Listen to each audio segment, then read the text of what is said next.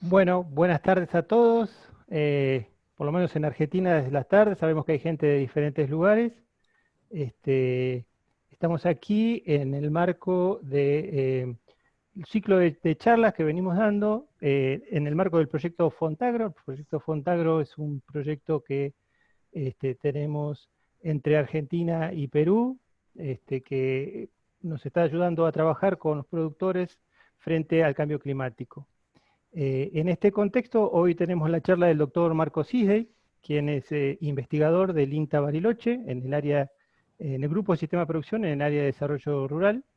Marcos viene hace tiempo trabajando con esta herramienta, con la idea de que esta herramienta nos permita en el futuro mejorar la evaluación de pastizales. Así que bueno, bienvenidos todos. Esta charla es ya le digo, un ciclo de 5 charlas que van a darse todos los viernes a la misma hora. Así que, bueno, dejo la charla en manos del experto. Bueno, gracias Sebastián. Bueno, bienvenidos a todos. Gracias por el interés y bueno, espero que podamos compartir una linda jornada con algunas ideas que les quiero transmitir. 5 charlas que hemos denominado dinámica y prosperidad satelital de la productividad de pastizales áridos y semiáridos. Pienso y bueno, las próximas charlas van a tener van a tener distintas temáticas asociadas a esta gran línea. Entonces, bueno, básicamente para arrancar, la premisa de la charla que me gustaría proponer es que lo que ayer funcionaba no necesariamente funcionará mañana, digamos, ¿no? En algún punto, lo que queremos ver con esto, con esta línea de trabajo, en mirar la dinámica temporal de los pastizales, es a los pastizales desde el punto de vista ecosistémico y cómo podrían funcionar a futuro, ¿no? En términos de cambios ambientales, especialmente cambio climático, asociado eso, no solo a la ecología del pastizal, sino también al manejo, que en el fondo es lo que nosotros, bueno, un poco nos dedicamos, a tratar de dar herramientas a los productores y asesores técnicos para poder ser adaptativos a los cambios en el ambiente, digamos, ¿no? Entonces la charla va a ir rondando en distintas líneas asociado a eso. Básicamente, lo que les voy a mostrar tiene dos ejes principales asociados a la innovación en algunas técnicas de análisis de datos y lo que se llama este grande grupo de tecnologías de información, digamos, ¿no? Pero bueno, lo que ven en la zona, en la parte central, es un poco los tres pilares de la charla. O sea, la charla está armada en términos de los pastizales de regiones áridas y semiáridas en particular. Bueno, yo trabajo en Patagonia, especialmente en Patagonia Norte, en donde, bueno, los pastizales tenemos distintas zonas, quienes son de la zona por ahí conocen, los que no, comento brevemente, tenemos regiones que le llamamos de monte, son lugares bajos, arbustivos, ¿no? Con especies perennifolias. Y después tenemos zonas más típicas de estepa, que a veces suele conocerse más, zonas arbustivas graminosas, ¿no? Y en esos lugares un poco más altos, ¿no? Temperaturas más frías, también en invierno, también encontramos ecosistemas particulares que localmente le llamamos mallines, son pequeños humedales. Y bueno, eso forma parte de la base productiva de la ganadería en la Patagonia. Entonces lo que yo voy a mostrar es un poco elementos que tienen que ver con entender un poco la dinámica de la productividad de los pastizales en el tiempo, mirado especialmente en las zonas áridas y semiáridas, digamos que no necesariamente muchas de estas cosas aplican a otras regiones, ¿no? El otro gran foco tiene que ver con el uso de sensores remotos, de imágenes satelitales, así que parte de las cosas que le voy a mostrar tienen que ver con, bueno, ¿para qué nos pueden servir los sensores remotos en entender, digamos, la ecología y funcionar como una herramienta de manejo respecto a los pastizales, ¿no? El manejo pastoril.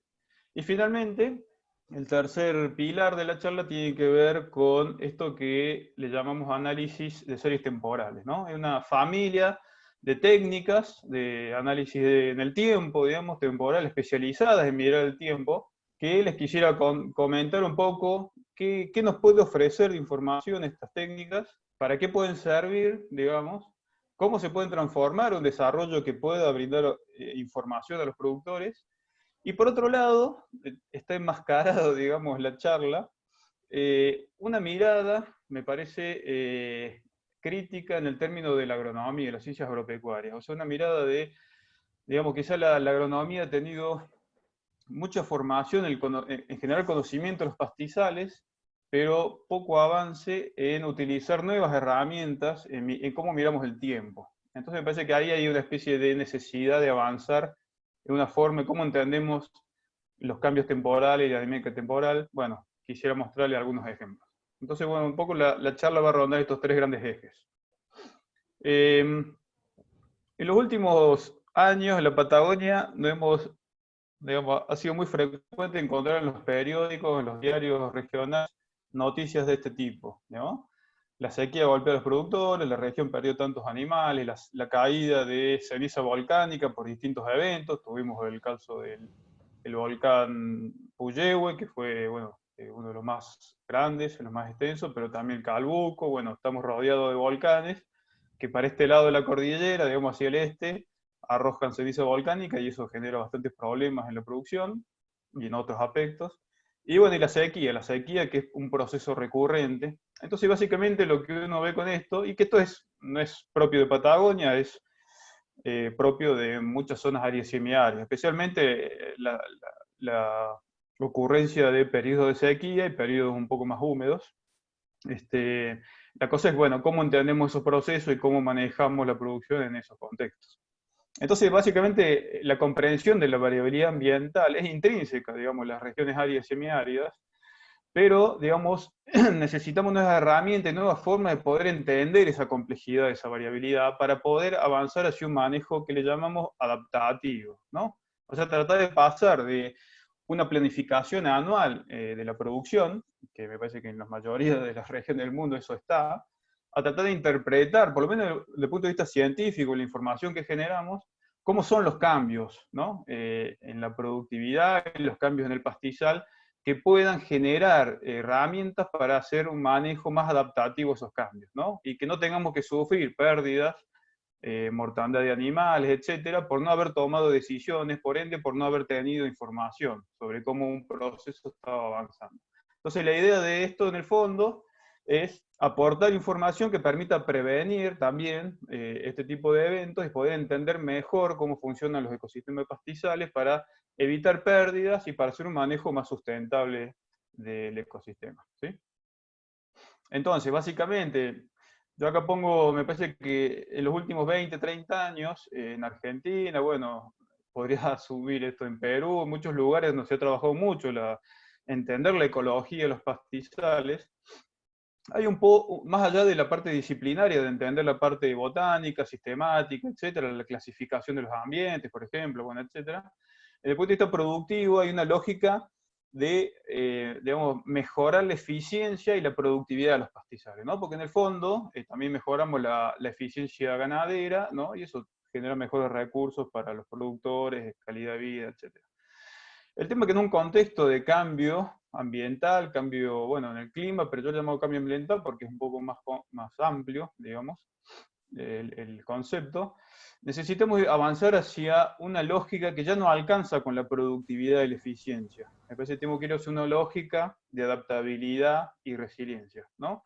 O sea, podemos ser muy productivos y muy eficientes, pero un evento de erupción de un volcán con ceniza en interacción con sequía nos puede dejar fuera de juego. Que de hecho, gran parte de una proporción de productores de la zona norte de Patagonia pasó por una situación muy estresante, incluso algunos campos, digamos, se la vieron muy complicada por un evento, una combinación entre una sequía y una ceniza volcánica, en donde ya la idea de la eficiencia en los términos de la productividad no les fue beneficiosa para poder sortear ese problema. Entonces, básicamente la cosa es cómo empezamos a incorporar en el manejo la palabra adaptabilidad, la palabra manejo adaptativo para ser más resiliente frente a estos cambios, digamos, ¿no? Y tratar de no pensar tanto en mejorar la eficiencia y esa productividad, no digo que no sea importante, pero digo incorporar en esa idea el tema de que a lo mejor no perder tanto en los momentos más difíciles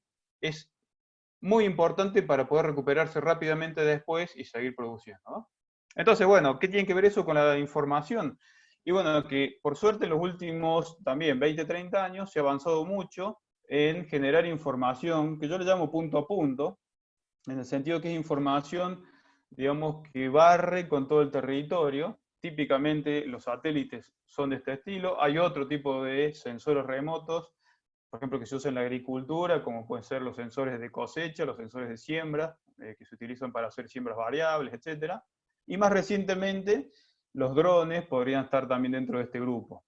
Lo que ha ido generando esta tecnología es que se avanzó muchísimo en la parte espacial. O sea, de golpe pudimos tener con las imágenes Landsat en sus orígenes, ya por la década del 70, antes era la fotografía, obviamente, pero las imágenes nos permiten tener mucho más temporalidad. Pudimos barrer con casi toda una gran región como la Patagonia, con mucha información punto a punto, ¿no? De cada parte del campo, y eso, bueno, generó un gran cambio en la forma de clasificar los ambientes, de entender los distintos lugares, etc. Con el paso de los años, lo que fue pasando es que se va acumulando esa información en el tiempo y empieza a generar digamos, sería series temporales que se llaman, ¿no? O sea, de cada punto que tenemos información en el espacio, a su vez vamos teniendo muchísima información en el tiempo. Entonces eso nos permite avanzar en lo que yo llamo una segunda ola de desarrollo tecnológico, que tiene que ver con esto de mirar el tiempo, ¿no? O sea, o mirar el espacio y el tiempo, ¿no? Entonces, yo creo que ha habido muchísimos avances en la parte geográfica, sistema de información geográfica típicamente, ¿no? Y la parte de entender las partes topográficas, de paisaje, etcétera, pero todavía hay menos desarrollo, al menos aplicado en la ecología de pastizales, en relación al tiempo, o sea, a la dinámica, ¿no? Y entender lo espacial y lo temporal desde ese punto de vista. Hoy las imágenes satelitales nos permiten empezar a tener información para eso, ¿no? A futuro es probable que los drones, por ejemplo, que empiecen a registrar información, también empiecen a generar un cúmulo de datos que puedan ser analizados en el tiempo, o sensores de humedad, por ejemplo, sensores de cosecha en la parte agrícola. Bueno, aplicaciones de esta puede haber muchas. Yo le voy a mostrar una serie de técnicas aplicadas en este caso a imágenes satelitales, ¿no? Pero piensen que la aplicación puede ser más variable.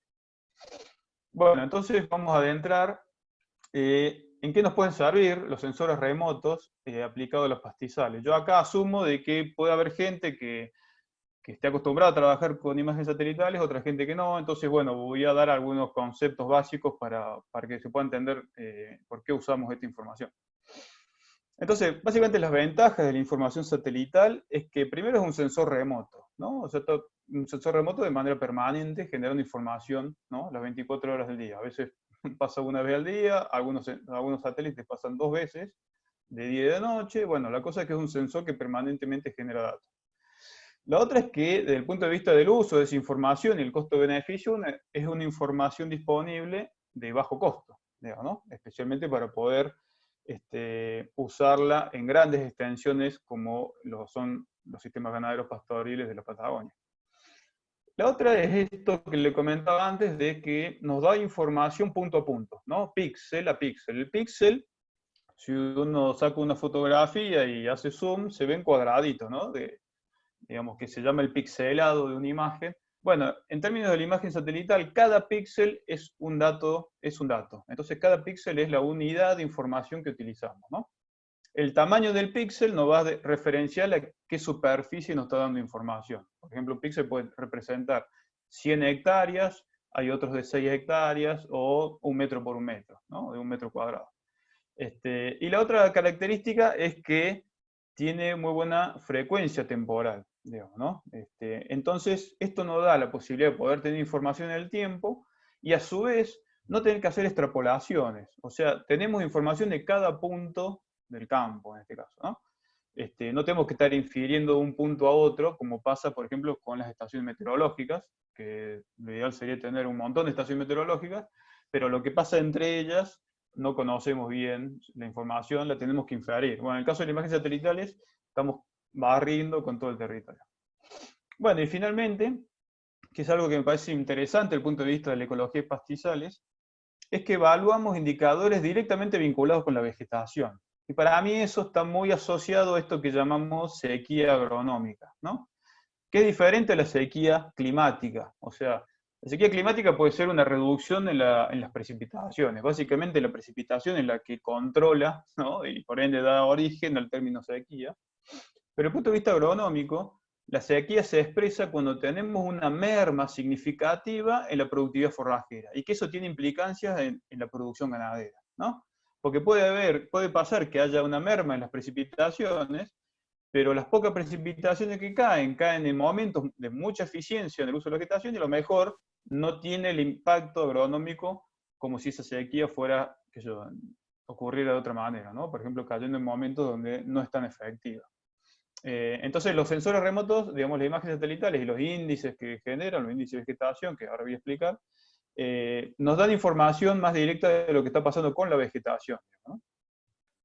Bueno, para explicar rápidamente qué tipo de información usamos para monitorear la vegetación, basado en el modelo Montis, bueno, de la década del 70, nos dice lo siguiente, digamos, la radiación del Sol, la radiación incidente en la Tierra, hay una proporción de esa radiación incidente que es fotosintéticamente activa, o sea, quiere decir que las plantas la pueden utilizar, que más o menos ronda el 50% de esa radiación.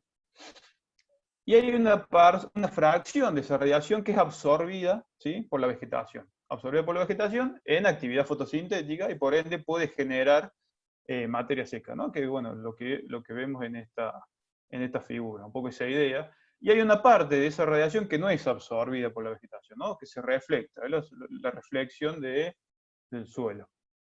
Entonces, básicamente, esta fracción, o sea, cuánto de la radiación que llega es absorbida por la vegetación, es un poco lo que estiman o permiten estimar los índices de vegetación, que son conocidos, ¿no? El NDVI, por sus siglas en inglés, es el índice de vegetación diferencial normalizado. Bueno, ese índice, básicamente lo que nos permite acercarnos es a cuánta energía, cuánta actividad está teniendo la planta, la vegetación en general, sea un árbol, sea un pasto, sea un arbusto. Y el sensor remoto lo que hace es capturar esto, ¿no? Y bueno, y con esa captura se puede construir ese índice.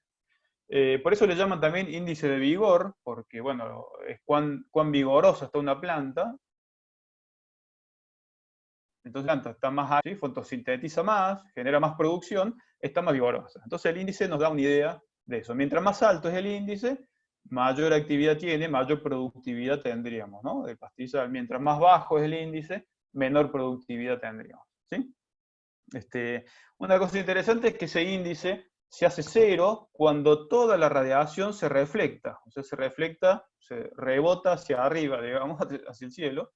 Y eso ocurre, por ejemplo, con los cuerpos de agua. Los cuerpos de agua no absorben radiación, reflectan la mayoría, especialmente en infrarrojo, bueno, en la fracción que nos interesa para estudiar esto, o la nieve, por ejemplo. Entonces, también cuando el valor se hace cero, significa que tenemos cuerpos de agua o nieve, por ejemplo, ¿no? Entonces, bueno, esto es un poco una explicación muy, muy sintética. Obviamente hay muchas cosas para charlar de esto, pero quería, digamos, nivelar un poco la idea de por qué utilizamos este índice, y básicamente todo lo que van a ver a continuación tiene que ver con series de tiempo de este índice de vegetación, ¿sí?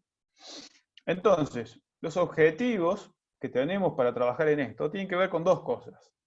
La primera es estudiar la dinámica temporal de la productividad de los pastizales naturales, ¿sí? Como dijimos, podemos tener esta serie de tiempo de este índice de vegetación, o sea, cómo fluctúa la productividad de los pastizales, y nos interesa ver, bueno, cómo es esa dinámica en distintos lugares, ¿sí?, ya sea a escala regional o a escala predial. Y el segundo objetivo es utilizar esa información para tratar de desarrollar modelos de pronóstico, digamos, de proyección futura de esa productividad. Lo que llamamos nosotros prospectiva forrajera, generar escenarios futuros de hacia dónde está yendo esa productividad, qué podría estar pasando esa productividad para que pueda ser usada como herramienta de toma de decisión en la ganadería, ¿sí?, o sistemas pastoriles. Entonces, básicamente lo que van a ver a continuación, nosotros utilizamos imágenes MODIS para este tipo de desarrollos, son imágenes de la NASA, que tiene una serie arrancó en el año 2000 y bueno, hasta la actualidad.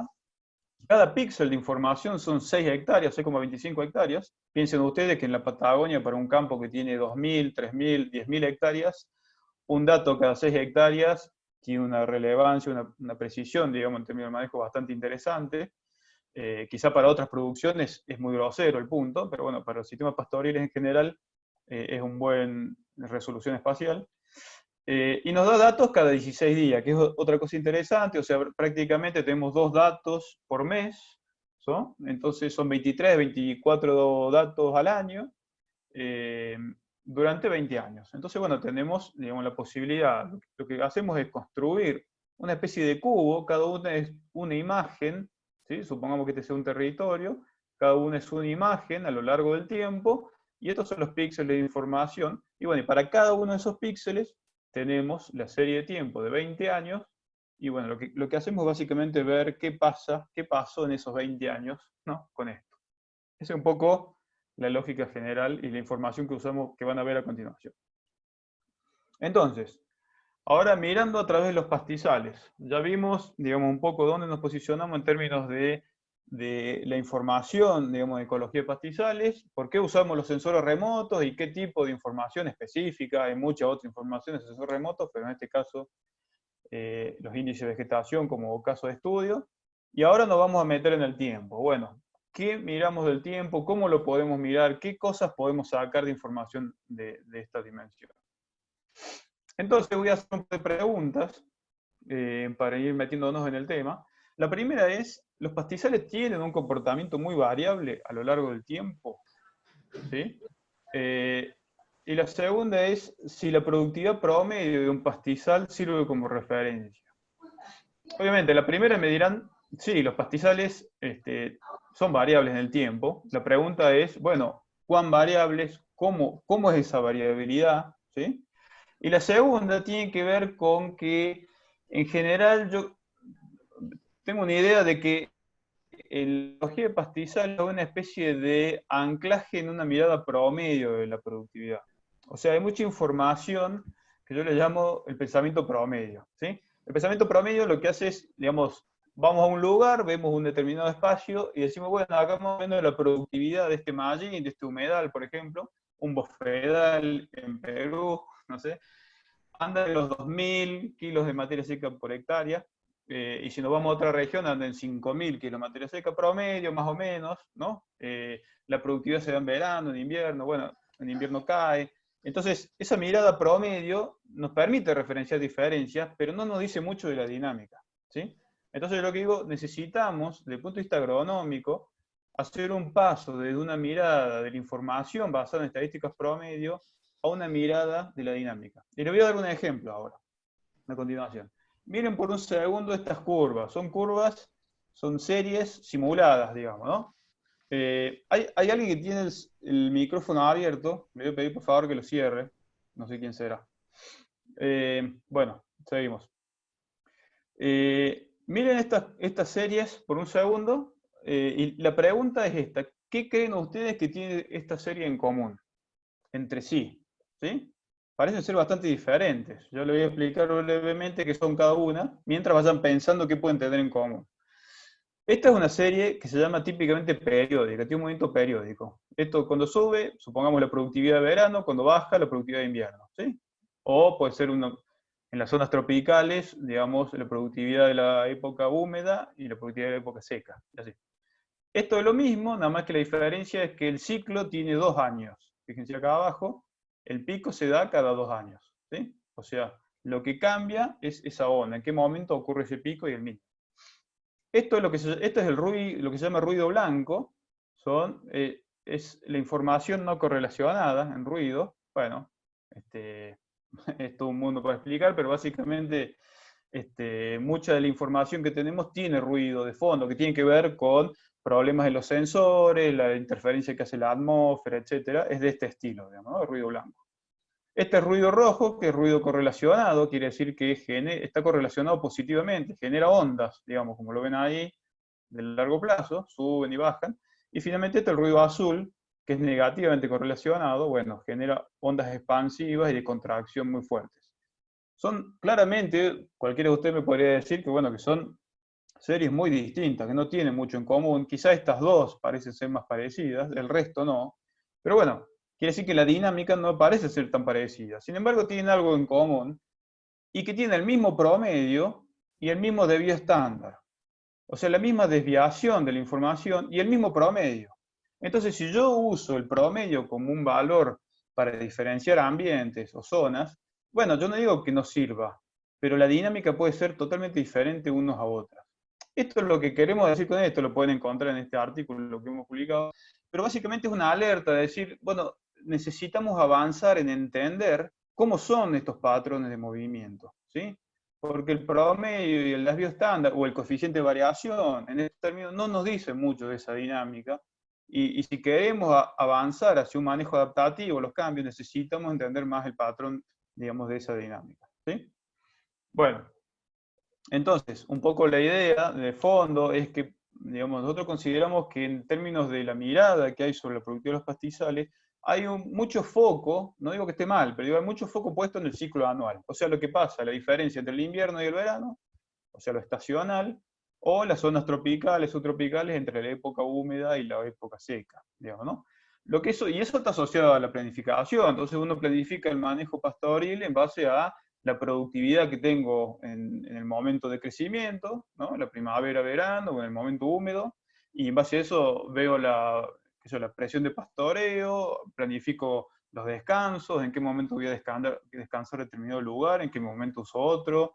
En la Patagonia eso, por ejemplo, se ve lo que conocemos como las invernadas y las veranadas, ¿no? O sea, fíjense, el término tiene que ver con esta idea, tiene que ver con que hay zonas del campo que se usan en invierno, son zonas bajas en general, ¿sí? También por la temperatura, no solamente por la productividad, y zonas del campo que se usan en verano, ¿sí? Especialmente por la temperatura y por ende porque la productividad también se expresa durante el verano. Entonces, en la planificación, digamos, de la mayoría de los campos en la Patagonia, hay una idea de fondo que tiene que ver mucho con este ciclo anual como el ciclo más importante a tener en cuenta. Lo que yo digo que esté mal, lo que decimos es que eso no tiene incorporado otros, antes de pasar eso, otros movimientos. Básicamente los cambios que ocurren dentro del año, ¿sí? Especialmente, por ejemplo, inviernos que se meten en la primavera, o sea, primaveras que son muy frías acá en la Patagonia y que generan que, por ejemplo, que el rebrote de primavera se atrase. Hemos registrado retrasos de hasta un mes y medio, y eso tiene mucho que ver con después que hacemos con el manejo ganadero, pastoril.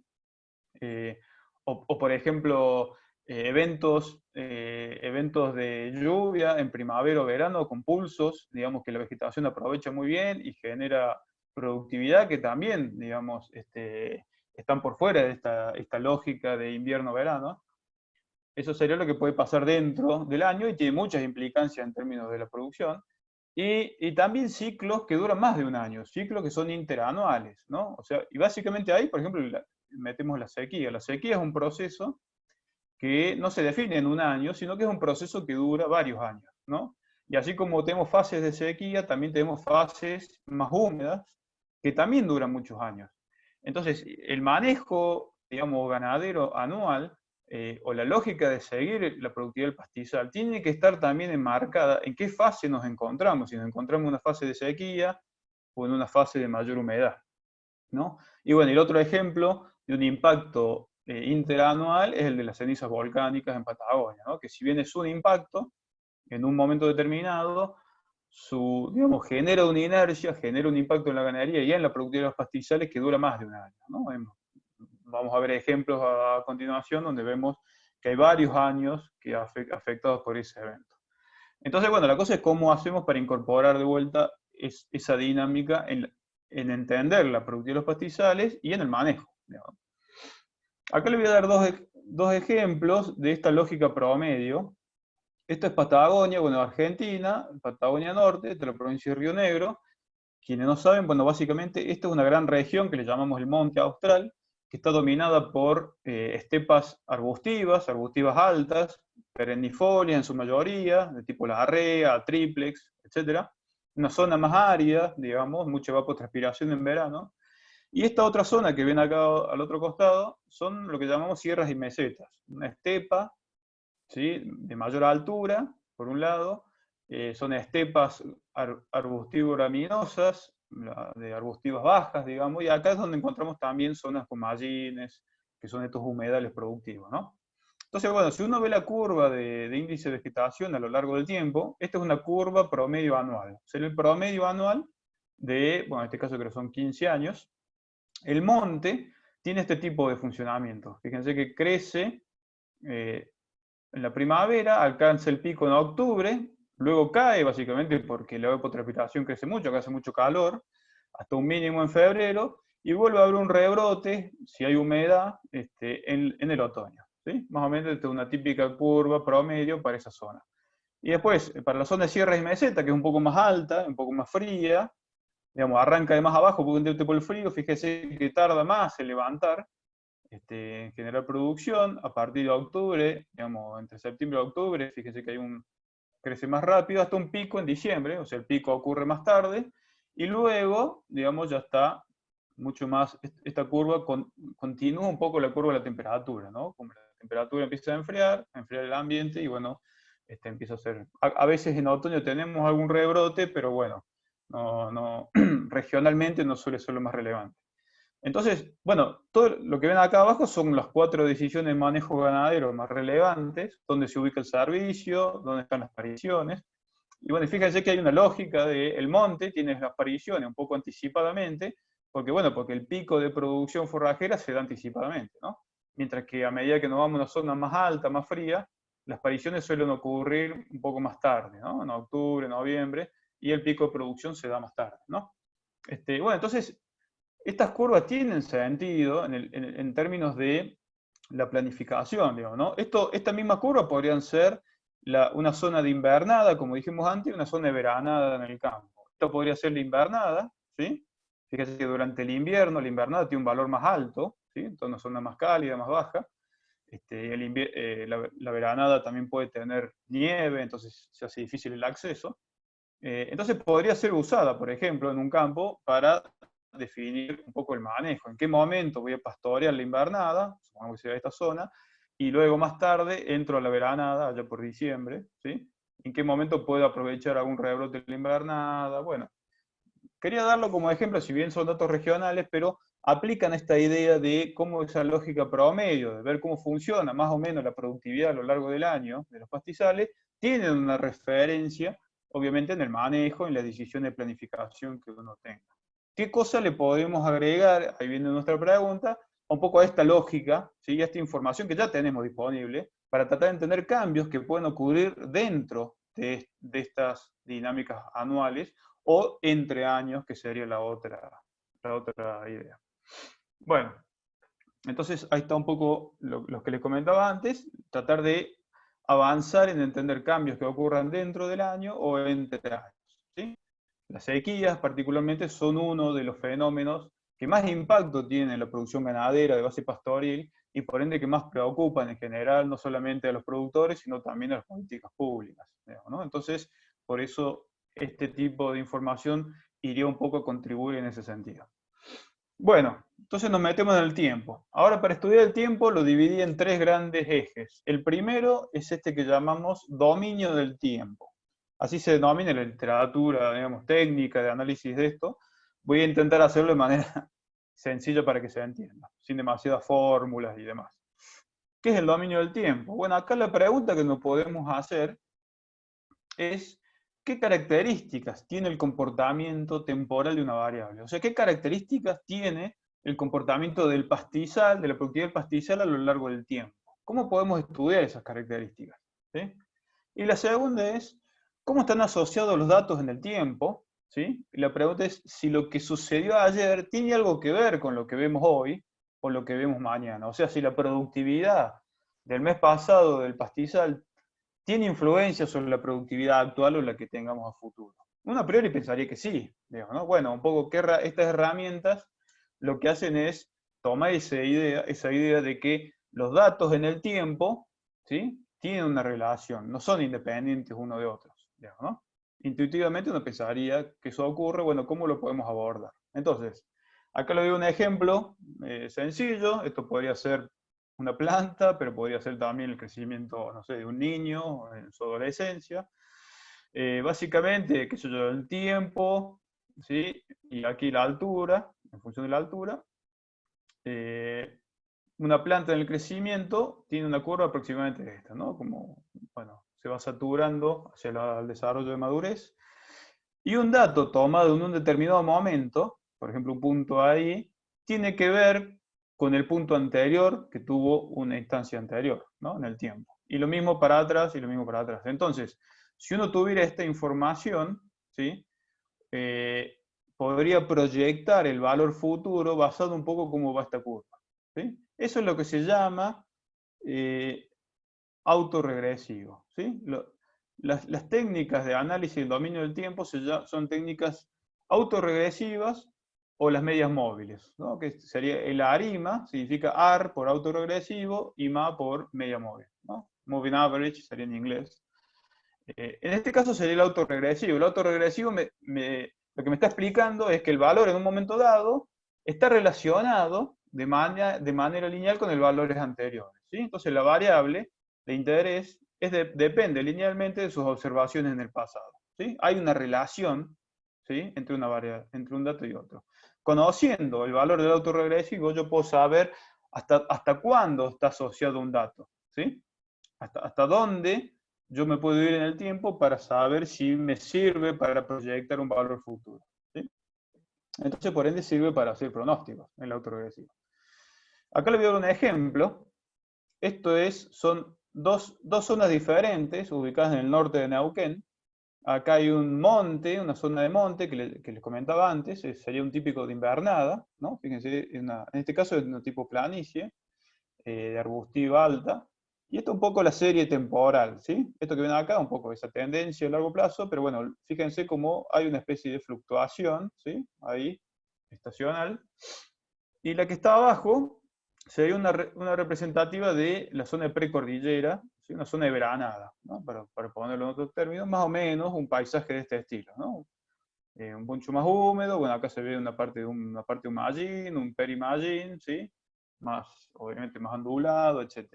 Y fíjense cómo la variación es mucho mayor, obviamente, el valor es más alto, pero también la variación es más alta. Eso ocurre porque, bueno, en el verano tenemos más temperatura, la productividad es mayor, obviamente, pero cuando viene el invierno, muchas de estas zonas se llenan de nieve, hace mucho frío a su vez, entonces cae bastante el valor del índice de vegetación, ¿sí? No, me parece que es bastante lógico. ¿Y qué nos sirve el autorregresivo en esto? Bueno, este sería cuántos meses están asociados, ¿sí? Un determinado valor en el tiempo. Y mientras más alto es la barra esta, quiere decir que más significativo es el valor de esta autocorrelación en el tiempo, ¿no? O sea, un valor que está asociado a un valor anterior, ¿sí? Entonces lo que muestra esta zona de invernada, acuérdense que es este paisaje, ¿sí? Este paisaje así de monte, es una zona cálida, ¿sí? Hace mucho calor en verano en estos lugares, una zona muy arbustiva.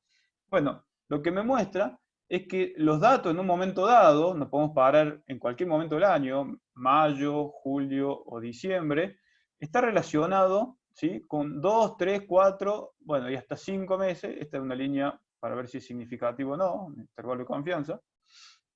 Hasta 4 meses para atrás, digamos, ¿no? Entonces, hay una relación de la productividad del pastizal en un momento dado con lo que pasó 4 meses para atrás.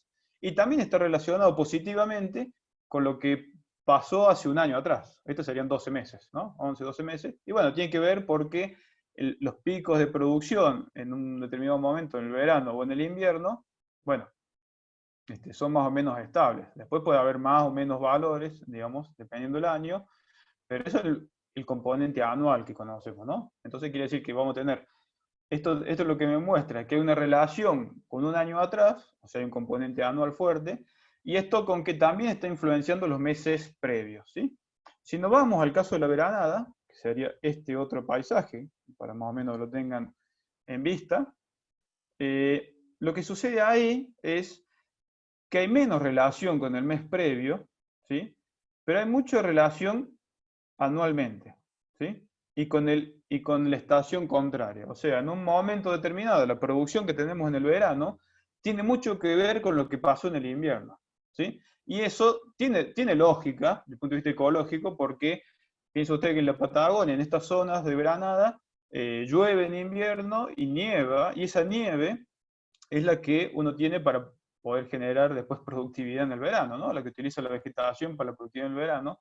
Entonces, fíjense que tiene una correlación negativa con el invierno, ¿sí? Estadísticamente negativa, y positiva con el verano, ¿sí? Incluso hasta 2 años registra como positivo, ¿no? Esta lógica un poco así estacional.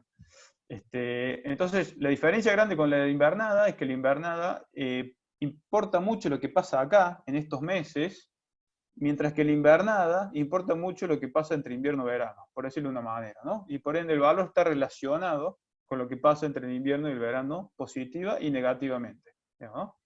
Para eso sirve un poco para describir un poco el coeficiente de autocorrelación en el tiempo. Es un ejemplo.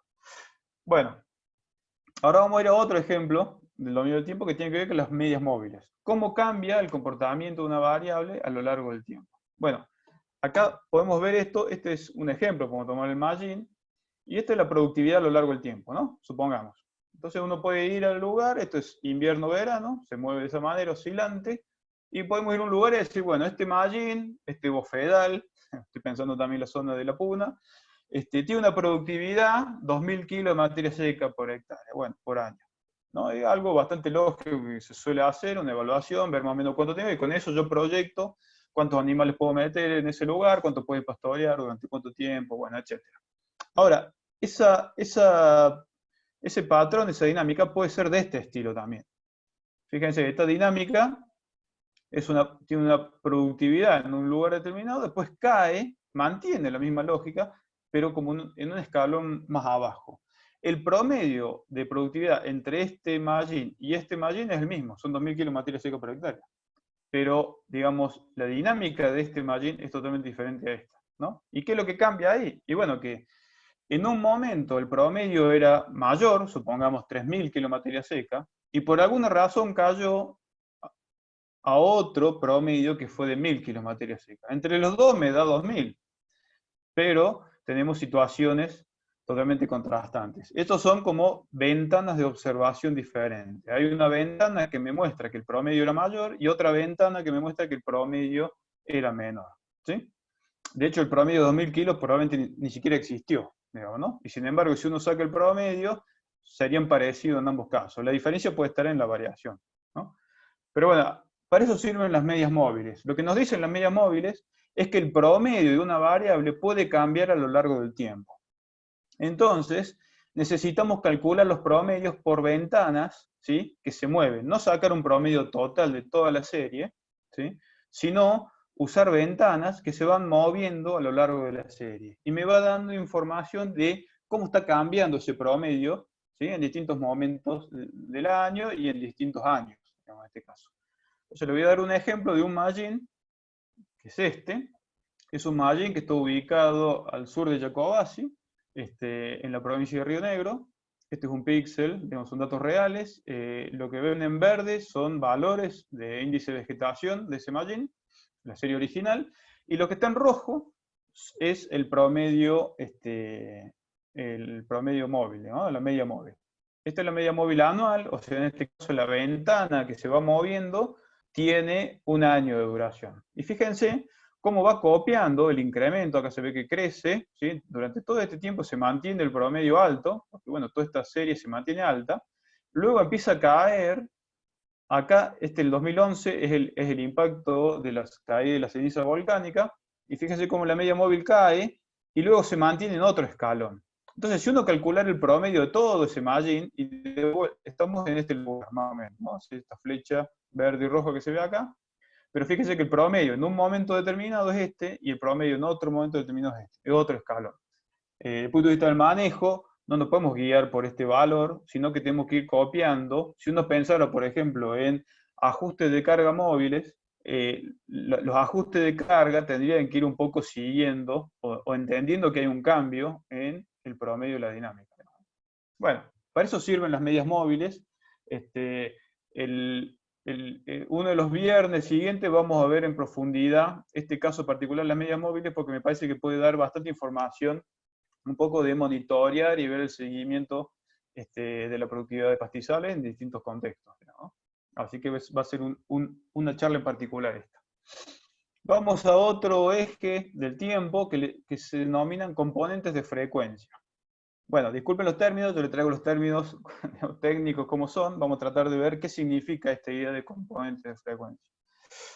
Acá un tal Fourier es un poco el que nos iluminó con esta idea. Básicamente la pregunta que hay acá es, ¿cómo está compuesta una serie temporal o una señal? Digamos, ¿no? Esto también se usa para cuestiones de sonido, ingeniería de sonido.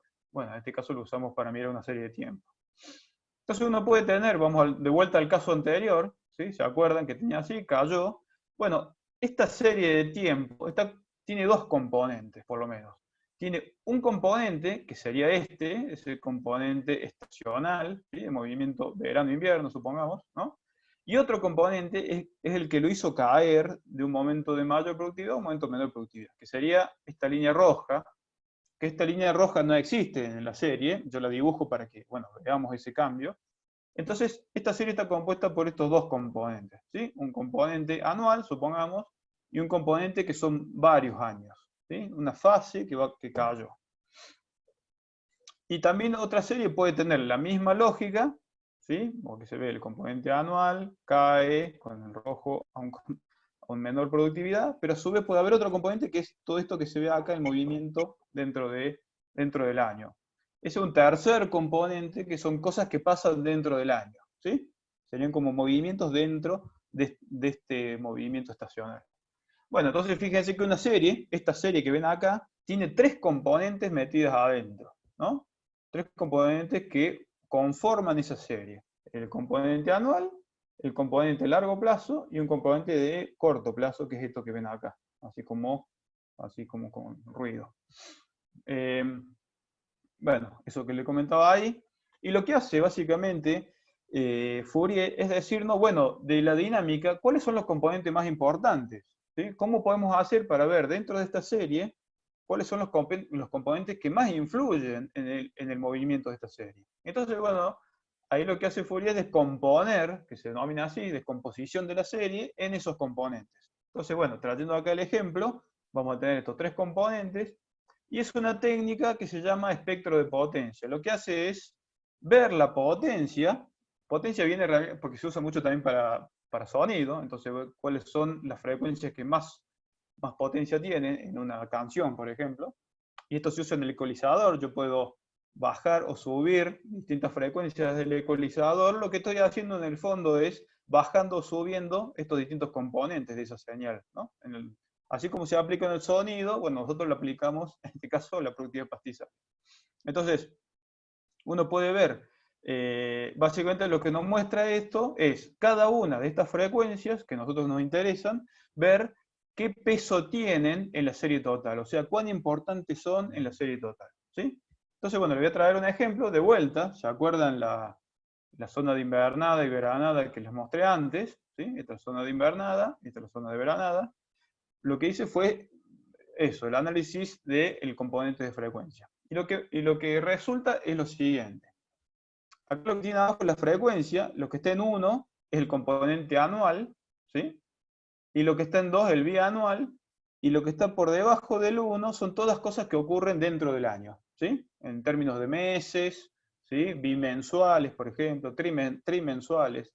Bueno, y fíjense la gran diferencia. ¿Se acuerdan que habíamos dicho que había un componente anual? O sea que el valor en un momento dado, mayo de este año, tiene mucho que ver con el mayo del año pasado. Bueno, porque mayo es otoño y el otoño tiene un comportamiento que se va repitiendo en algún punto, más allá de los cambios que haya entre años. Y ese componente anual está acá. Me está diciendo, bueno, sí, el componente anual tiene una importancia relativa. Pero fíjense que la invernada, la que mayor potencia tiene es un componente intraanual. O sea, son esto que vemos acá adentro. O sea, lo que pasa en un momento determinado tiene mucha relación con los meses previos, ¿sí? Y eso ocurre dentro del año. Es probable que ocurra dentro de una misma estación. Y por ejemplo, para quienes son de la zona, eso lo vemos, que es en un otoño, que a lo mejor viene seco, pero en octubre caen buenas lluvias en un momento dado y la vegetación explota, especialmente, por ejemplo, especies gemíferas o especies anuales que aprovechan esos pulsos de agua. En el monte, dado que tenemos temperatura, lo aprovechan muy fuertemente y, digamos, y generan esa productividad. Aprovechan la energía, salen, y de hecho, bueno, tienen interés productivo también. Bueno, eso puede ocurrir en este tipo de ambiente, y lo que me muestra este espectro de potencia es que hay un componente intraanual, que puede durar probablemente 2 meses acá, que es muy importante. Y es probable que tenga que ver con esto que le comentaba de estos pulsos que suelen ser aprovechados, que las anuales generan pulsos que duran no más de 1 mes, 2 meses. Digamos, ¿no? En 1 mes, 2 meses desarrollan, crecen, desarrollan, florecen, semillan y largan semillas. Y eso puede ser algo que ocurre claramente acá. Fíjense que tiene mucho más peso el intraanual que el componente anual.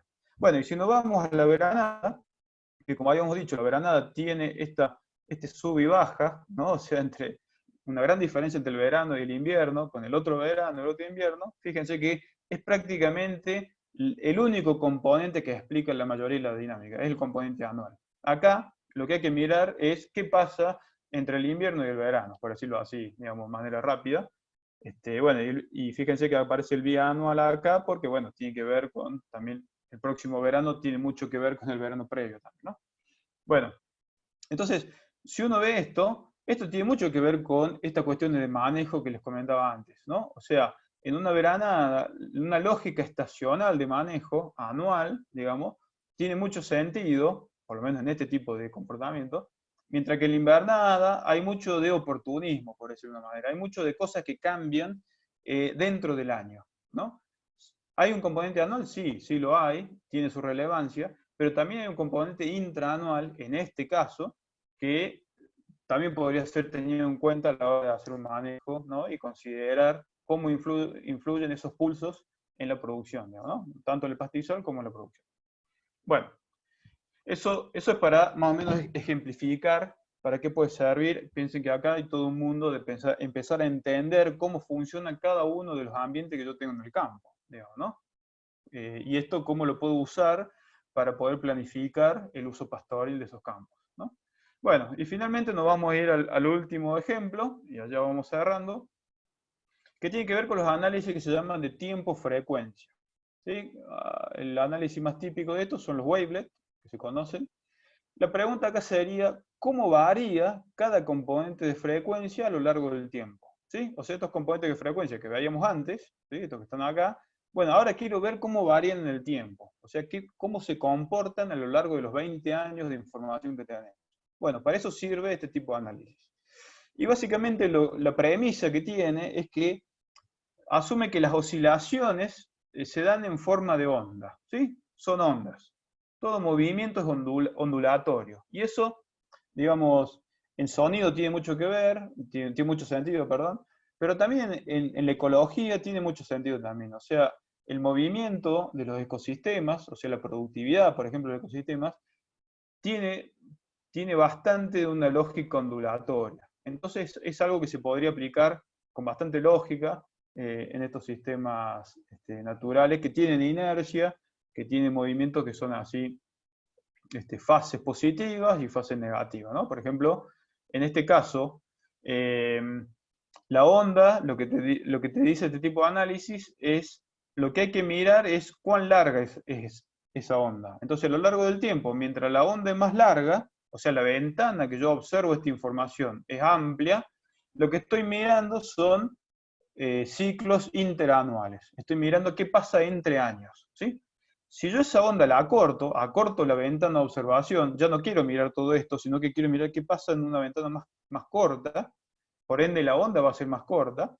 Entonces, acá le llamo una onda intermedia, estaríamos mirando un ciclo anual, ¿no? En este caso vemos un ciclo anual que está metido dentro de esta onda de largo plazo, ¿sí?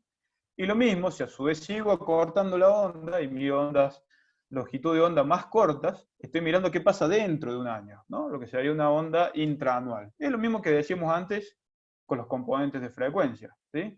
Si quieren muy rápido, serían estos. El componente anual tiene una onda determinada, el componente interanual, lo que pasa entre años, fíjense que una onda mucho más larga, ¿no? Y esta onda que es mucho más corta, sería el componente intraanual, lo que pasa dentro del año, ¿sí?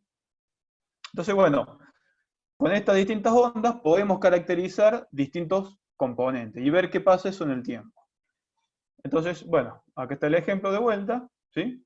Entonces, ahora lo que nos interesa es no describir qué componente es el más importante, sino ver cómo varía, cómo es el movimiento de ese componente a lo largo del tiempo, cómo se comporta, digamos, ¿no? Para poder entender qué pasaron estos últimos 20 años en un pastizal determinado, ¿sí? Y ver cómo estuvo afectado esa producción. Bueno, entonces acá, ejemplos, estos son ejemplos de componentes que se pueden evaluar. Se puede evaluar la tendencia, que sería el movimiento a largo plazo, ¿sí? Lo que se llama frecuencias bajas, que serían un poco esto que está en rojo acá, lo interanual, ¿sí? Serían en este caso, nosotros hicimos un recorte de, bueno, veamos ciclos que duren más de 4 años, ¿sí? O sea, porque esos están muy asociados a fases de sequía, en el caso de la Patagonia por lo menos, y también al impacto de ceniza volcánica, etcétera, a largo plazo. Después tenemos frecuencias medias, que es todo lo que pasa entre 1 año y 4 años, un periodo de tiempo intermedio. Después el ciclo anual, bueno, que ya todos conocemos. Las frecuencias altas son las que pasan dentro del año. Y bueno, después hay componentes de ruido de la información. Entonces, nos movemos desde, digamos, componentes de largo plazo a componentes de corto plazo. Fíjense que entre medio está el ciclo anual, que es básicamente el que más miramos para planificar nuestro manejo pastoril, ¿sí? Lo que estamos haciendo con esto es incluir algunos componentes de largo plazo y también incorporar algunos del corto plazo. Para no complejizarla ahora, esto lo vamos a charlar también en, creo que el penúltimo viernes o el último viernes, vamos a mirar en profundidad esto para tratar de pensar cómo funcionan distintos ecosistemas y cómo eso nos puede servir para el manejo. Ahora solamente les voy a mostrar 2 ejemplos de alguna idea de largo plazo y este corto plazo, ¿sí? Como para ilustrar la idea. Entonces, les traigo acá, esta es una zona, un campo acá cercano a Bariloche. Fíjense que lo que ven acá es el valor promedio del NDVI, pero solamente para mostrar zonas más productivas y menos productivas. Entonces lo que uno ve acá son zonas de estepa, esto que se ve más acá en clarito, en un verde intermedio, son zonas más altas, estas son estepas más altas, y lo que ven en azul son descargas de agua por donde pasan los mallines, estos humedales que les comentaba antes, ¿no? Esta es una zona con muchos mallines. Entonces, básicamente lo que les voy a mostrar ahora es 2 zonas que lo que tienen es, están ubicados en distintos lugares, pero comparten la misma dominancia de una especie, que en este caso es Festuca pallescens. ¿No? Festuca pallescens es una gramínea perenne en la Patagonia, de mucha productividad y mucho interés ganadero también, ¿no? Pero bueno, lo que tiene característico es que la encontramos en las zonas altas, que sería este ejemplo, este es un pastizal, una estepa alta, fría, por ende, quiere decir que ahí la regulación de la temperatura y la humedad da un balance que le permite vivir en esos espacios. Y la misma especie la encontramos en los perimallines, ¿sí? Mallines de Festuca pallescens, porque bueno, si bien están más bajos, logran tener humedad justamente por el mallín. Entonces, pueden también vivir en esos ambientes. Son 2 de los típicos ambientes donde vamos a encontrar esta especie, pero en estos términos lo que le quiero mostrar es, son ambientes dominados por la misma especie, ¿sí? Pero ubicados en distintos lugares, y no tan lejos, son bastante próximos, pero con distintas regulaciones, digamos, ¿no? Ecosistémicas. Entonces, bueno, esta es la serie de esta zona de estepa, y esta es la serie del mallín, ¿sí? Ahora lo vamos a ver en detalle. Entonces, como le dije, esta serie, total, esta es una fotografía de esa zona de estepa. Fíjense que es una estepa graminosa, netamente graminosa en este caso. Fíjense que esta serie, vemos cosas, ¿no? Vemos caídas acá, esto que se ven para abajo. Esto suele ser, digamos, nevadas. En esta zona, cuando ocurren nevadas, como le dije antes, la nieve refleja toda la radiación, y entonces el índice cae prácticamente a 0. Entonces con esto, si esto cayó así es porque esa nevada persistió por lo menos durante 16 días, que es el valor que nos indica esta serie. Quiere decir que son nevadas relativamente persistentes. Fíjense cómo acá las nevadas no aparecen tan fuertemente, ¿no? Y lo encontramos entre el 2000 y 2010. luego acá cae, este es el impacto de la ceniza volcánica. Bueno, y esta es la información de largo plazo que les comentaba antes. Esta es la tendencia, movimiento a largo plazo, y estos son los ciclos de más de 4 años. Fíjense que la tendencia, ¿qué nos muestra? Nos muestra que hay un máximo que se obtuvo en el año 2003 aproximadamente, y cae hacia un mínimo en el año 2014, y luego empieza a recuperar nuevamente. ¿Sí?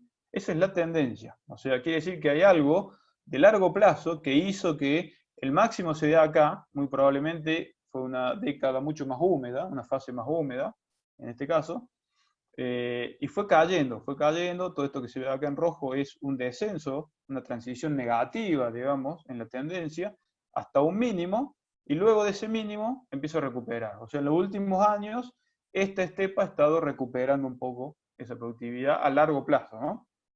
Ahora, si vemos la secuencia de ciclos de más de 4 años, fíjense lo ondulatorio que es, ¿no? Y básicamente, acá yo quiero focalizar, en este momento explotó el volcán. Fíjense que ya venía de un proceso de cierto proceso seco, de menor productividad, y el volcán cae justamente en ese momento, y lo que hace es tironear hacia abajo, este ciclo de 4 años tironea también la tendencia a largo plazo hacia abajo y se obtiene el mínimo. Luego del cual, entre el 2012 y el 2015, recupera fuertemente, y fíjense cómo ahora se ha medio estabilizado en ese escalón, ¿sí? O sea que está recuperando, pero desde el punto de vista de los ciclos de 4 años se estabilizó. Bueno, esa es una forma de ir interpretando este ambiente. Y luego, acá tenemos dos cosas más de corto plazo, el ciclo anual y el ciclo intraanual. ¿Qué podemos ver acá? Y bueno, el ciclo anual, como ustedes verán, es bastante estacional, nuevamente, tiene un comportamiento, ¿no?, de invierno-verano, que es esto que vemos acá, pero fíjense cómo a partir del año 2011, cuando aparece el volcán, la amplitud entre los máximos y los mínimos empieza a disminuir. ¿Lo ven ahí? Digamos, la amplitud máxima se da en este momento, allá por el año 2007, 2008, y luego empieza lentamente a caer, y fíjense cómo esta amplitud es menor en la actualidad. ¿Sí? O sea, si bien está recuperó luego el volcán, todavía hay un efecto de largo plazo, que puede ser este proceso de sequía y la influencia de la ceniza volcánica, que hizo que esta amplitud caiga. ¿Y qué tiene que ver? ¿En qué nos interesa la amplitud?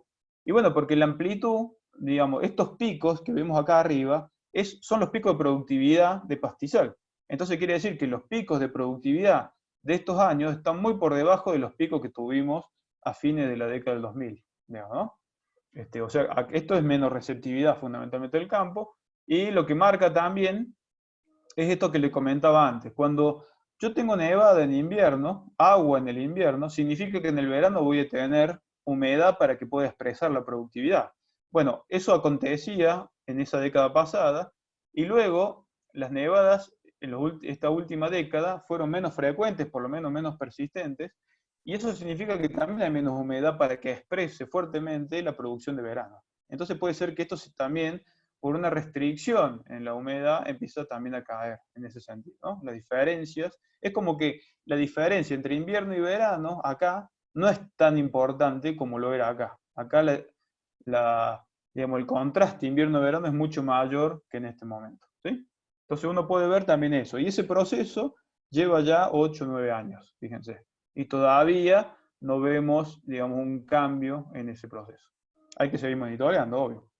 Y bueno, y otra cosa que uno puede ver, ¿cuándo se da el pico? En este caso el pico se da en enero, y el mínimo se da en agosto. O sea, entonces, bueno, uno puede usar, y ese pico prácticamente no cambió a lo largo de todo el ciclo.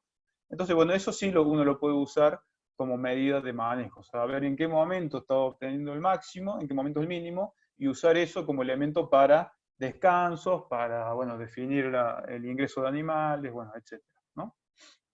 Y otra cosa que le quiero mostrar dentro de lo anual, lo que se llama intraanual, fíjense cómo hay mucho movimiento en la década anterior y cómo ese movimiento cae en los últimos años, ¿no? Se hace un patrón, digamos, como menos fuerte en ese sentido, menos estocástico, sería menos variable, ¿no? Y eso puede tener que ver con que la vegetación, en un momento de mayor humedad, o sea, la vegetación está más saludable, ¿no? Aprovecha mejor los pulsos positivos, ¿no? Entonces, genera esto, genera que en determinados momentos, por ejemplo un verano, que a lo mejor tenemos una lluvia de verano, la festuca tiene la característica de tener una gran capacidad de recuperación después de, digamos, después de, por ejemplo, que es pastoreada, si tiene condiciones, puede generar productividad nuevamente. Y bueno, a lo mejor la puede aprovechar siempre y cuando esté en una fase que le permita aprovechar eso, tiene humedad y está más saludable. Ahora, cuando está menos saludable, está más estresada, digamos, la situación es más complicada y bueno, la posibilidad de aprovechar esos pulsos es mucho menor. Que a lo mejor eso está pasando en este caso, ¿no? Y lo que uno ve acá en el 2007, fíjense que 2007 es esto que vemos acá, es justamente una gran nevada, ¿no? El impacto de una nevada en ese lugar que también se refleja como un impulso, ¿no? Dentro del año como muy fuerte. Y lo mismo pasa con el caso del volcán. El caso del volcán genera un impacto también en ese año particular, ¿no? Entonces son formas de tener mucho más información de lo que está pasando con este ambiente. Y bueno, y para dar con esto ya cerramos. El otro ambiente de Mallín, que es esto que ven acá, es la misma especie, dominada por festuca, pero es un Mallín, tiene mucho más humedad, ¿sí? Entonces, bueno, fíjense que el movimiento es mucho más regular, digamos, ¿no? Mucho más periódico, parece ser mucho más estable en ese sentido. Entonces, una primera vista, digamos, lo ve como bastante saludable, por decirlo así. Y fíjense que la tendencia confirma, la tendencia ni se movió prácticamente, no se movió en todo el ciclo, en los 20 años, o sea que acá no hay ningún proceso de degradación, no hay algo que esté afectando la productividad a largo plazo. El margin en ese sentido es un buen indicador de salud de margin, digamos que la tendencia se mantenga así. Pero fíjense cómo, a pesar de que la tendencia no tiene cambios, cómo hay un golpe, digamos, un toque ahí, una ondulación, en el año 2011 con el efecto de volcán. Que si uno lo ve acá, apenas se ve una caída que se recupera rápidamente. De hecho, la recuperación, fíjense, fue de 2 años y ya volvió nuevamente el nivel. Entonces, algo que no se detecta en la tendencia, sí lo podemos detectar con estos ciclos de más de 4 años, ciclos de largo plazo, ¿no? O sea, el impacto que tuvo nos da una idea de ese impacto, pero también nos da una idea de que la recuperación fue rápida y esto, digamos, se mantuvo en el mismo nivel de tendencia. Eso nos da una idea, por ejemplo, de que el margin está en buena salud, de que tiene mucha resiliencia, o sea, logró recuperarse rápidamente luego del impacto y mantener los niveles que tenía previos, ¿no? Es un buen indicador. Margines que no están en buen nivel, digamos, saludable, de manejo sustentable, este impacto hace que, digamos, le cueste mucho más recuperarse, ¿no? En este caso, no fue así. Bueno, y la otra información que podemos ver es el ciclo anual y lo intraanual. Fíjense cómo a pesar de eso, cómo a pesar de que la tendencia prácticamente no ha tenido cambios, excepto este impacto muy corto del volcán, el ciclo anual, si bien es bien estacional, ha ido perdiendo esa amplitud a lo largo del tiempo, ¿no? Entre el año 2005 y el año 2019, ¿sí? Casi 14 y 15 años, la amplitud se ha ido achicando. O sea, ese margin ha sido cada vez un poquito menos productivo año a año, ¿no? Y la diferencia entre el invierno y el verano se ha ido achicando a lo largo del tiempo. De vuelta, eso tiene que ver con que en este momento la amplitud máxima se da también por disponibilidad de agua, a medida que empieza a haber menos disponibilidad de agua, y bueno, la productividad máxima de ese margin se va haciendo cada vez menor, ¿no? Entonces es una forma de ver cómo el proceso de sequía arrancó en el año 2005-2006, digamos, ¿no? Y continúa todavía afectando la dinámica de ese ciclo anual. Y bueno, y por otro lado, bueno, y podemos ver el pico, se da en diciembre-enero en este caso, o sea, un poquito antes de ese pico. Acuérdense que este Magallín está en una zona más baja, un poco más cálida, entonces el pico se da antes y el mínimo está en julio. Entonces también uno puede usar esto como información para ese manejo, en qué momento ingreso con animales, en qué momento lo dejo descansar. Si esto fue bajando, no es la misma carga ganadera que yo debería tener en este año respecto de este año. Bueno, cosas que uno podría, y si esto sigue bajando, o sea, meseta en este lugar, también usarlo como indicador para definir manejo, etc. Y bueno, y finalmente el ciclo intraanual pasa algo parecido, nada más que aquel patrón se hace mucho más como estable, digamos, mucho menos ruidoso que antes, se mantiene cierta estabilidad, no hay demasiadas sorpresas por el lado de comportamientos que ocurren dentro del año. Acá claramente lo que está dominando es el ciclo anual, esto no hay duda, pero bueno, con esta característica, ¿no? De hecho, en este campo, la receptividad actual está un 50% por debajo de la receptividad que tenía el año 2007. Y si uno ve, hay una relación, digamos, con esa pérdida, esta escala predial, ¿no? Pero bueno, también uno lo ve acá en relación a un ambiente particular, como los margines en este caso. Entonces, bueno, esto es un ejemplo de el tipo de información que nos puede brindar este tipo de análisis, digamos, ¿no? De la dinámica. Esto lo vamos a ver en profundidad en alguna charla futura. Bueno, para cerrar ya, así ya no, no se terminan durmiendo, yo quería resaltar 2 o 3 mensajes. En primer lado, que la dinámica y la productividad de pastizales tenemos que abandonar esa lógica del pensamiento promedio. O sea, tratar de meternos cada vez más en mirar cómo cambia la dinámica del pastizal a lo largo del tiempo. Digamos, y eso nos va a permitir entender mejor los procesos históricos, pero también proyectar mejor los manejos y que manejos más sustentables y adaptados a los cambios de los pastizales a futuro, ¿no? Y yo creo que hoy la gran diferencia que tenemos respecto de hace 20 años atrás es que tenemos buena información, los sensores remotos son un ejemplo, y por otro lado tenemos técnicas ya desarrolladas, bastante probadas, y que son muy sensibles para capturar estos cambios. Entonces es un buen momento para empezar a trabajar con este tipo de lógica, ¿no? La segunda es que la utilidad de los sensores remotos, ¿no? Vemos que el índice de vegetación es sensible, si bien en zonas áridas y semiáridas es muy complejo predecir, digamos, o estimar la productividad de pastizal en términos de materia seca. Eso hasta el momento, digamos, no podemos dejar de ir al campo y hacer mediciones a campo, pero lo que sí podemos hacer con esta información es ver los cambios en esa dinámica y tratar de mirar los escenarios que están detrás de esos cambios. O sea, qué es lo que está afectando esa productividad, y cómo la productividad fue cambiando de acuerdo a distintos eventos, bueno, etc. Entonces, bueno, puede servir como un complemento bastante interesante para pensarlo en esos términos. Y finalmente, bueno, esto es lo que les comentaba, hay una familia de análisis de series temporales que me parecen que son una nueva herramienta que podrían incorporarse en la forma de abordar y estudiar la ecología y el manejo de pastizales. O sea, tanto la faceta ecológica de entender el funcionamiento de los ecosistemas, como herramientas que generemos para poder dar otra perspectiva al manejo ganadero y manejo pastoril, con esta lógica de adaptación a los cambios, ¿no? Tratar de que los cambios y los eventos no nos golpeen tanto y nos generen grandes pérdidas y problemas, sino, yo no digo que sorteemos totalmente esos problemas, pero por lo menos tengamos más elementos para anticipar esas decisiones y poder, digamos, evitar costos muy grandes, ¿no? Y bueno, los 3 ejemplos que les di, en las próximas charlas, mi idea es profundizar en algunos ejemplos de estos 3 grandes líneas para ver distintas aplicaciones y discusiones que para mí son relevantes a la hora de pensar el funcionamiento de los pastizales y el manejo ganadero. Bueno, muchas gracias por el tiempo.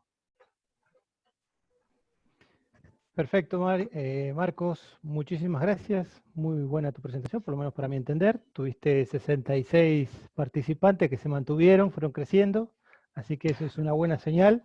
Algunos pueden haber estado durmiendo, deben estar todavía, pero yo creo que la mayoría estuvo siguiéndote atento. Bueno, la metodología que vamos a utilizar ahora es que ustedes hagan las preguntas, por favor, y las escriban, ¿sí? Vamos a poder alcanzar en esta charla a contestar, o Marcos va a poder contestar, algunas nada más. Después le vamos a dejar la dirección de Marcos, ¿sí?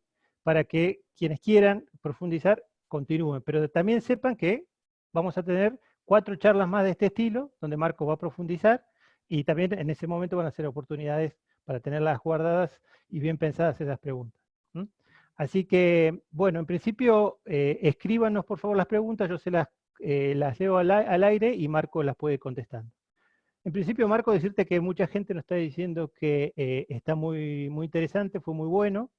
El link, sí, esta charla está siendo grabada, por eso tenemos un tiempo determinado para las preguntas y vamos a cortar la grabación y vamos a cortar la charla, pero después va a ser colgada, ¿sí? En la página de Fontagro y en la página de INTA. Va a estar disponible también en las redes de INTA ustedes van a poder encontrarlo, si no directamente le consultan a Marcos y él le puede dar el link donde va a estar colgada esta charla y van a estar colgadas las posteriores. Otra cosa interesante es que le planteamos que quienes permanezcan en las 5 charlas y se hayan registrado con Marcos van a poder recibir un certificado de participación de este curso. Bueno, así que, bueno, lo que nos están diciendo es básicamente que enviemos el link, eso ya está. Bueno, acá hay una pregunta de Daniel Castillo, dice, ¿cómo crees que ese tipo de análisis podría ayudar a pensar los efectos del cambio climático en la vegetación? Bueno, a mí me parece que hay dos dimensiones en este tipo de análisis. Una es entender mejor lo que sucedió en el pasado, digamos, ¿no? Un poco la historia de cada ambiente, ¿no? De cada unidad de paisaje, de cada zona de pastizal. Como veíamos ahí, ¿no? Básicamente la mayoría de las cosas que le mostré tienen que ver con entender el pasado, digo, ¿no? O sea, qué ha estado ocurriendo ahí, y yo creo que entender el pasado tiene mucho que ver con entender los cambios que han acontecido en este pasado reciente y que afectan esa producción de los pastizales. Eso por un lado. Me parece que entender esos cambios y por ende 20 años, piensen ustedes que en la evolución, digamos, de los pastizales, ambientes, ecosistemas áridos y semiáridos, es poco tiempo, digamos, ¿no? En términos, bueno, de los miles de años de evolución. Entonces, digamos, 20 años nos da suficiente información para ver qué está pasando, digamos, algo así como en la actualidad. Ahora, esta información también, que es algo que vamos a ver en alguna charla futura, puede usarse para pronosticar, ¿no? Eventos. Entonces, por un lado, podemos predecir el comportamiento de algunos de estos, de la productividad de algunos de estos ambientes, y a su vez podemos asociar, si tuviéramos información climática, ¿no? De temperatura, de humedad, características del suelo, etcétera, asociar esos comportamientos con los factores explicativos, ¿no? También de manejo, ¿no? Si tuviéramos información de manejo, podremos ver de qué manera distintas variables están accionando sobre la productividad de esos pastizales. Entonces yo creo que es un camino, digamos, esto por ahora lo que yo le mostré, si quieren en algún punto es más descriptivo, pero yo creo que con esa descripción ya dispara un montón de preguntas e inferencias que nos hacen pensar, por ejemplo, aplicado a algunos de estos campos que estuvimos viendo, ¿qué pasó ahí? Digamos, ¿no? ¿Por qué la dinámica en determinados lugares? ¿Por qué esa dinámica cambia? Esos cambios de la dinámica los podemos capturar también y lo podemos usar como fuente de información para pensar de vuelta el manejo y cosas así. Entonces me parece que es un camino en donde piensa usted que el cambio climático, el impacto sobre los pastizales es muy complejo. A mí me parece bueno, ojalá tengamos cada vez más gente que estudie esto, y me parece que estas técnicas ayudan un montón a entender eso, ¿no? No sé si responde totalmente, pero bueno. Bien, perfecto, Marcos. Estoy tratando de compartir la pantalla para que quede pero no me deja leer las preguntas, así que la voy a ir sacando y la voy a ir poniendo. Yo lo tengo acá. Brian Sono, de Perú. Sí. Saludos, Brian. Pregunta, estimado Marcos, comprendo que para obtener estas gráficas se ha necesitado de más de 14 o 15 años de datos por sensores. Ante un escenario donde no tengan estos datos, ¿cómo podría iniciar esos registros o qué tipo de registro podrían utilizar? ¿Y los registros meteorológicos podrían ser una alternativa? Sí, dos cosas. Una es que las imágenes de estas MODIs que les mostré están disponibles para todo el mundo, ¿no? Y los 20 años de información que hay están para todo el mundo. O sea que para Perú, de hecho nosotros tenemos bajadas imágenes de casi toda Sudamérica y hay información para distintos lugares. Entonces, y son de acceso gratuito, solamente hay que suscribirse. Por eso las presenté, porque me parece que tiene un acceso para la gente. Lo que pasa es que, bueno, detrás de eso, obviamente, acá creo que había una pregunta ahí que hablaba sobre el software que analizamos esto. Esto está basado en un software que desarrollamos nosotros, digamos, ¿no? Porque, digamos, primero porque filosóficamente estamos a favor del software libre, no nos parece que sea, desde el punto de vista del rol del Estado, pagar para analizar esto. Lo que hay que hacer es desarrollar capacidades propias. Pero bueno, el software, digamos, tiene cierta sofisticación para poder analizar, digamos, este tipo de información. por lo pronto, lo que uno puede hacer es obtener de la zona de interés imágenes de este estilo. Hay imágenes Landsat, por ejemplo, que también tienen información. Hay varios productos, digamos, de imágenes satelitales. eh, y poder empezar a hacer jugar algunas cosas en alguna zona de interés particular, digamos, ¿no? Este, Eso por un lado. Después, estas técnicas que les mostré se usan para cualquier tipo de series temporales. Entonces, en realidad, si uno tiene, por ejemplo, datos de climáticos, ¿no? Meteorológicos o climáticos, también, digamos, uno podría mirar estos patrones de comportamiento con datos de estaciones meteorológicas o con datos de sensores de humedad, por ejemplo, puestos en el suelo, o datos de productividad, digamos, ¿no? Pero durante mucho tiempo, ¿no? Generados durante el tiempo. Yo lo que le mostraba es la flexibilidad o el uso que pueden tener estas técnicas asociado a datos del tiempo. Entonces, bueno, en nuestro caso, las imágenes satelitales tienen la gran ventaja de que para zonas muy amplias nos da, bueno, como vieron ustedes, muy buena información, ¿no? Bien, Marcos. Tenemos más preguntas. Hugo Gastón Marín nos pregunta, como técnico extensionista, ¿de dónde obtenés la información de la dinámica de los pastizales? Bueno, como mencioné ahí, esto es la dinámica del índice de vegetación, que como vimos está asociado a la actividad fotosintética de los pastizales, ¿no? Está asociado a, digamos así, la energía que están teniendo los pastizales para generar productividad. Entonces, en este caso, no es que haya una medición a campo, digamos, de la productividad, sino que esto es un estimador de esa productividad, ¿no? Hay algunos modelos, yo no lo presenté acá porque, bueno, hay otra charla en sí, que tratan de hacer estimaciones de productividad, ¿no? Forrajera, en kilos de materia seca, por ejemplo, o productividad primaria, pero que en las zonas áridas tienen sus complicaciones, porque básicamente en un píxel de información, que es el que le mostraba, tenemos distintas especies allá adentro. Y las distintas especies, si uno quiere hacer digamos, una lupa fina de lo que está pasando allá adentro, el píxel de información no me permite hacer eso. Entonces lo que me está diciendo el índice de vegetación es qué está pasando en todo ese ambiente, ¿no? En el conjunto, por eso hablo de ecosistema pastoril, no hablo de especie. Hay zonas, como mostré con festuca, que la que más domina es la festuca, ¿no? Pero bueno, en realidad es una comunidad de especies que están, digamos, funcionando en un lugar determinado.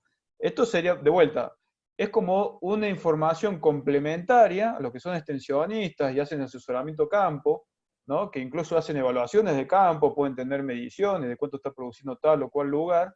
Esto es una forma de complementar esa información. Para mí no la sustituye, para nada. No estoy diciendo que tenemos que dejar de hacer evaluación de campo, al contrario, nuestra propuesta es complementarlo con esto para tratar de tener más elementos de estos escenarios, ¿no? Los escenarios en donde se está moviendo la producción pastoril. Y bueno, como vimos, el índice de vegetación tiene mucha relación con la productividad, ¿no? Finalmente con lo que los animales necesitan para comer.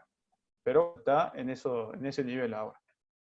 A futuro yo Bien, creo que vamos a ir ajustando modelos y vamos a tener mejores estimaciones de productividad, pero no es la realidad hoy. bien. Nicolás pregunta o dice que le interesaría aplicar estos métodos a pastizar en el norte de Córdoba, una zona que debes conocer bien. Este, bueno, ahí en Córdoba estamos colaborando con la gente a Córdoba, la zona de los pocos pastizales que le quedan, ¿no? Porque de lo que le queda de pastizales o en las sierras o en el noroeste, me imagino que estarás refiriéndote. Este, Nosotros tenemos muy buena colaboración con la gente de Tras la Sierra, ahí con el grupo del INTA de Villa Dolores, donde está Dardo López, etcétera. Imagino lo conocerás. Y bueno, estos modelos y esto que mostré, nosotros ahora estamos trabajando en generar una plataforma, incluso una plataforma online, que uno pueda acceder a cierta información, ¿no? En determinadas regiones. Entonces, quizá, digamos, lo que podemos hacer en ese caso es delimitar mejor algún caso de estudio, arrancar por ahí, y ver cómo podemos colaborar en, digamos, a lo mejor brindar algo de esta información para ese caso de estudio, porque me parece que hay todo un proceso de entender cómo funciona, bueno, ver qué tipo de información nos brinda, cómo se puede ajustar. Digamos, yo estoy muy acostumbrado a trabajar con pastizales arbustivos, graminosos, etcétera. Bueno, en esa zona de Córdoba son más arbustivas, pero bueno, me parece que entender un poco cómo se puede ajustar ahí, digamos, a lo mejor podremos hacer una prueba de ese estilo y bueno, y mientras tanto ir aprendiendo de qué se trata esto. No sé. Bien, Karina Cancino, compañera nuestra, dice que fue muy claro, que hay que salir a buscar datos ahora. Muy interesante. Laura Merli pregunta si utilizaste el programa o si utilizó el programa de Giovanni.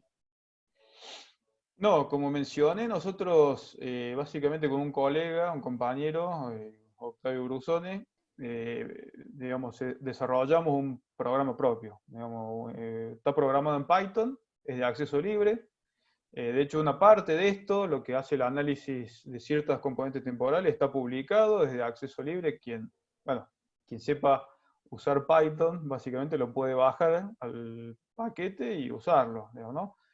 Como dije, nosotros no estamos de acuerdo, excepto que sea software libre, ¿no? Pero bueno, como en realidad lo que hacemos con esto es ir cargando un cubo de información de imágenes satelitales y ese cubo lo vamos recortando para ver distintas informaciones, bueno, no había ningún programa que lo pudiera hacer. Hoy Google Engine es algo parecido, algo que se le acerca un poco esta lógica, me parece que está por ahí, con la gran diferencia con Google Engine es que nosotros tenemos control total sobre los algoritmos que ponemos, ¿no? En Google Engine uno sube la nube y bueno, Google tiene acceso a esos algoritmos, digamos, ¿no? En nuestro caso no, corren en nuestro sistema y bueno, y usamos esa plataforma. Yo sé que eso, la verdad es que se transforma en una limitante para que a lo mejor otros puedan usarlo, pero bueno, quizá estamos en una etapa de un desarrollo totalmente nuevo, y bueno, y volcar esto a un software que lo haga automáticamente, me parece que requiere todavía algunos pasos en adelante, ¿no? Por eso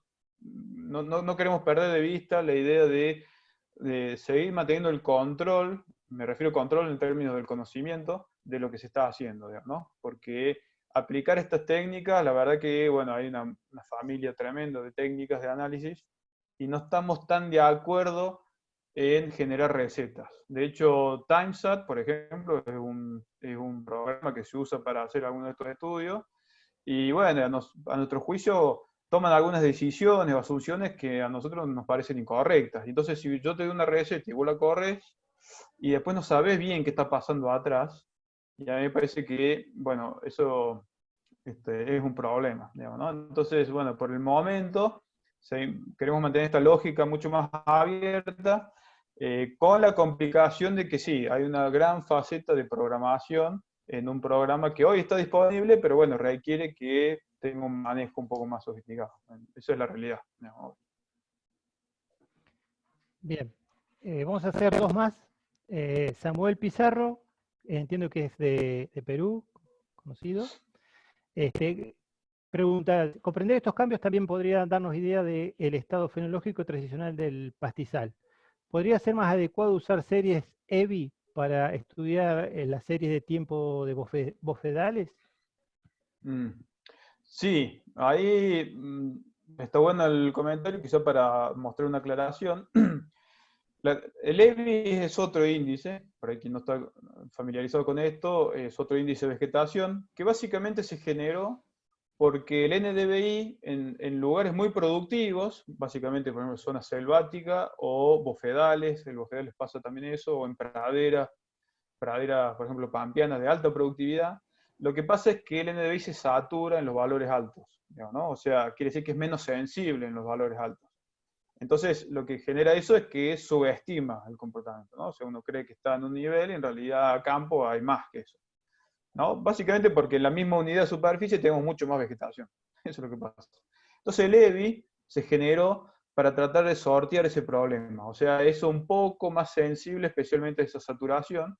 Y bueno, lo que pasa, EBI es un indicador que también tiene las mismas imágenes MODIS y las tienen para los mismos lugares y para los mismos 20 años. O sea que usar EBI o NDVI en este sentido es exactamente lo mismo. La aplicación es la misma. Sería probablemente en algunas zonas muy productivas, como los bofedales, quizá más aconsejable usar EBI, por ejemplo, por esta cuestión que comento de la sensibilidad a la saturación, ¿no? Que en nuestro caso de mallines está en el límite, no llega, excepto mallines muy productivos, de 8 o 10 mil kilos, que son pocos, En el resto nos encontramos en niveles donde esa asociación no nos genera problemas. Sí puede ser en la zona de bosque, bueno, pero eso es otra realidad, ¿no? Bien, ya vamos a ir cerrando. Bueno, mucha gente dice que muchas gracias, que excelente, que estuvo muy bien. Si puedo pasar al programa de la charla, decimos, van a ser todos los viernes a las 3 de la tarde, quedan 4 charlas más. Con esta completábamos los 5. Y vamos a una última pregunta. Gabriela dice, hola, soy de Maquinchao, Río Negro. Este año hicimos riego de mallines, ha llovido y nevado un poco en lo que va del año. Mi consulta ¿es recomendable sembrar el pastizales de coirón blanco y junquillo o junquillo? No sé cuál es el término más correcto. Bueno, habría que ver bien el caso del mallín ese en particular, digamos, ¿no? Lo que estamos viendo para la zona, para esas zonas de Jacobasi, bueno, hay un informe que hicimos para toda la provincia recientemente. Si lo buscan en repositorios.inta.gov.ar, ahí está toda la información que el INTA genera, y ahí pueden buscar un informe reciente del año 2020 sobre la situación en que se encuentra actualmente Río Negro. Lo que estamos viendo para La Pilca, bueno, esos lugares que obviamente vienen de una situación bastante complicada años atrás, especialmente por la combinación entre la sequía y la ceniza volcánica, que a partir del año 2014 empezó a llover más, empezó a recuperar, ¿no? En la mayoría de los lugares recuperó. Tuvieron dos grandes impulsos, 2014 y 2017, y lo que estamos viendo actualmente es que esa recuperación se está frenando. En algunas zonas se está frenando en los mismos valores previos, en otras zonas un poco por debajo, ¿no? Y la proyección para estos lugares es que empezamos a ver una lenta especie de recaída, que le llamamos, ¿no? Esto lo vamos a ver también en el próximo, el viernes que viene, no, el próximo, vamos a ver este tipo de análisis, digamos, ¿no? Y vamos a usar casos de Río Negro y Neuquén. Pero lo que vemos que hay que estar, digamos, muy atentos es que la lluvia de invierno y las nevadas de invierno en Jacobasi son básicamente las que definen lo que vaya a pasar en la primavera y verano siguiente, ¿no? Entonces, venimos de un ciclo relativamente más húmedo, eso es verdad, pero está como una especie de llegando a una meseta, y no sabemos si estamos entrándonos a un ciclo más seco de vuelta. Digamos, eso es gran parte de la pregunta que tenemos hoy, porque estamos viendo que algunos de estos indicadores nos muestran que empieza a haber una recaída, y eso podría ser, digamos, la puerta a un ciclo un poco más seco nuevamente. Entonces, pensar en tecnologías, digamos, de siembra, deben ir acompañados del nivel de agua que tengan, digamos, ¿no? Y eso va a depender de cómo recargaron en estos últimos años. Y bueno, yo no sé si me agarraría demasiado de lo que pasa este invierno en particular, sino más bien las condiciones de ese mallín, digamos, en qué condiciones se encuentra y qué humedad relativa ha tenido los últimos años previos. Me refiero a que si en diciembre o enero dejó de correr agua, y bueno, están indicando que a lo mejor está siendo bastante restrictivo. Si corre agua hasta febrero o marzo es otra situación, ¿no? Eso depende mucho del lugar. Así, desde este lugar no lo puedo mencionar. Es probable que a lo mejor para ese sitio ande bien, pero estaré muy atento a esto que llamo yo en la fase que nos encontramos. Estamos en una fase que es probable que vayamos hacia una transición negativa, por decirlo de una manera, ¿no? Venimos de años buenos, y esos años buenos nos entusiasman a pensar de que la cosa puede continuar. Bueno, hay algunos indicadores que muestran que a lo mejor puede no ser así. Solamente es una advertencia, no digo que sea lo que vaya a ocurrir, ¿no? Bueno. Perfecto, Marco. Por una cuestión de tiempo, tenemos que cerrar el espacio. Agradecer a todas las personas que estuvieron. Volvemos a repetir. Marco va a estar los próximos 4 viernes a la misma hora, a las 3 de la tarde. Vamos a enviar las invitaciones. Por supuesto, ahí está la dirección de Marco, a quien pueden las preguntas que quedaron, hacérselas e inscribirse con él para tener el acceso en la próxima charla. Así que bueno, muchas gracias a todos. Marco, no sé si quiere decir algo sobre el final. No, bueno, agradecido. Ahí veo que hay un montón de comentarios, no me da el tiempo a leer ahora, pero bueno, piensen que quizás se han quedado muchas preguntas sin resolver, o bueno, no alcanzó el tiempo. Vamos a estar 4, como dice Seba, 4 viernes más.